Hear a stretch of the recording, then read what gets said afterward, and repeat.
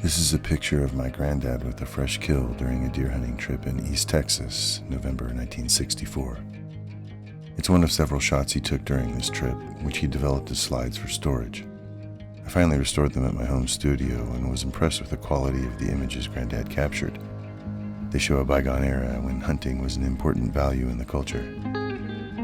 This is their base camp. There's my mother and Uncle Rusty.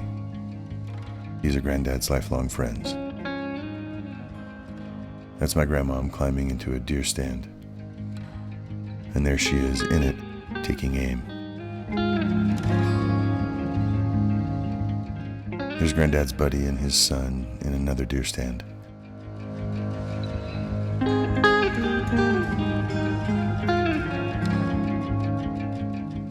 Looks like Uncle Rusty got himself a buck. Uncle John had to get in there.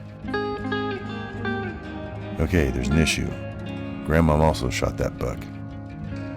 Here, Grandmom and Uncle Rusty are pointing at their bullet entry points, so of course the question is, which one was the kill shot?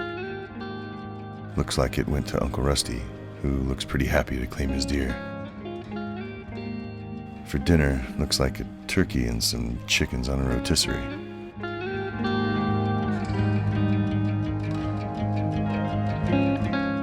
There's Uncle John behind the driving wheel of Granddad's Jeep.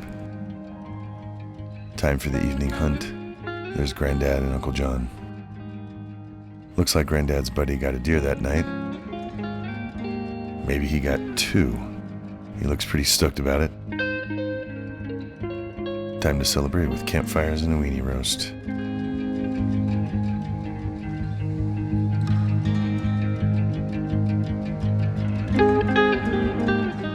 Next morning, Granddad got his buck. After field dressing it, he and Grandmom hauled him back to camp. Looks like Granddad got himself another critter.